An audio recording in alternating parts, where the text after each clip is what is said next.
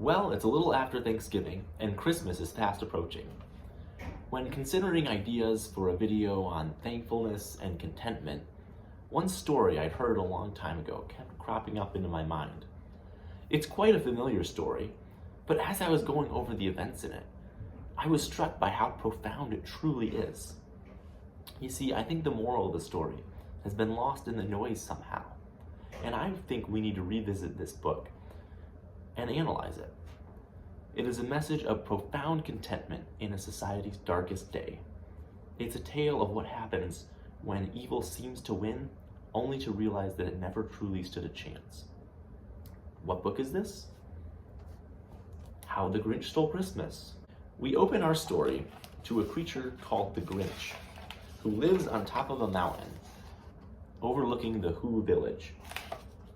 Now, the Who's love Christmas, and it seems like they love Christmas because of all the trinkets and the food that they get to eat. Their culmination of the Christmas celebration is them circling around and singing together. This is what the Grinch can't stand. He hates the noises that they make with their instruments, he hates the singing, and when they circle up, he even hates their exotic feasts of roast beast. So the Grinch hatches a plan to steal Christmas. He believes that taking all of their presents, decorations, and food will bring an end to their joy. Now, he breaks into all their houses and takes their stuff, and as he's sneaking away, he begins to anticipate of what noises he's gonna hear when they realize that all their precious stuff is gone. Surely they'll be crying over their barren houses. Surely the lack of food in their fridges is gonna cause them much anxiety and pain. So he stops and he listens to the sounds coming from the Who village in the morning. But here's what he hears. They all circle up and sing, just like they always did when they had toys and food abundantly. It seems like he failed to stop Christmas.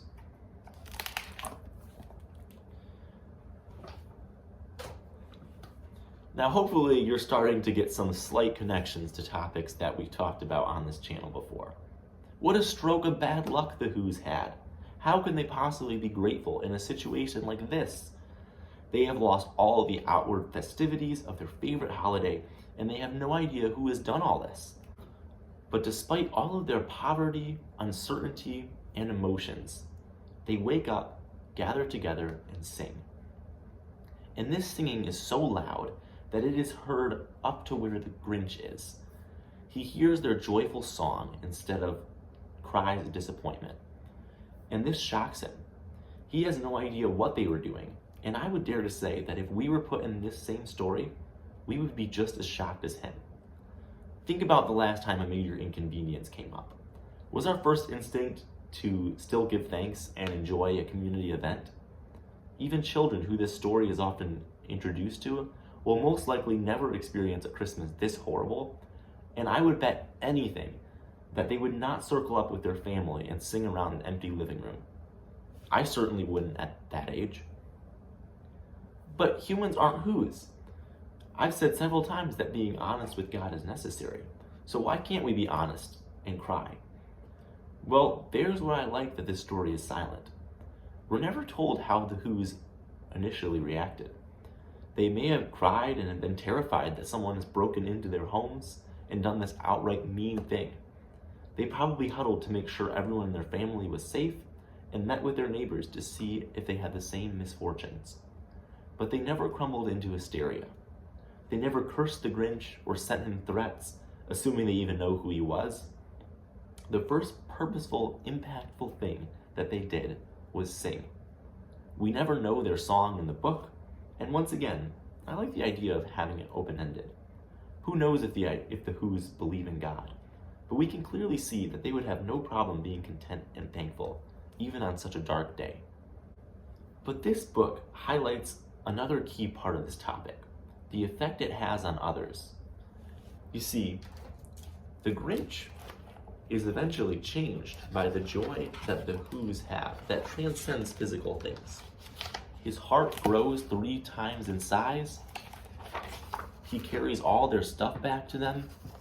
And eventually, he himself celebrates at their big feast. And much like this Grinch is changed by the joy of the Who's, so can unbelievers, or those who are struggling with challenges in their own life, be moved by the joy that we have in Jesus. So the Who's made a new friend, but there is another side to them that would make some other beings shudder. See, Satan is not going to have his heart grown. When he ruined Job's life, he was hoping that Job would curse God and die. And when he stayed faithful, we see no evidence of anything but hatred and more hope for Job's destruction. He may even have gotten bored of Job and seen him as too dangerous to his cause to continue bothering with. I think C.S. Lewis summed it up well in the Screwtape Letters by having a demon say, "Our cause is never more in danger than when a human, no longer desiring, but still intending to do our enemy's will, looks round upon a universe from which every trace of him seems to have vanished, asks why he has been forsaken, and still obeys." So these Who's seem to be quite dangerous with their gratitude, and anyone who follows their example can hope to be as dangerous as them. If we can be so radically grateful and resilient in the face of hardships, we may be able to do the right thing, changing hearts and minds to Jesus our Lord.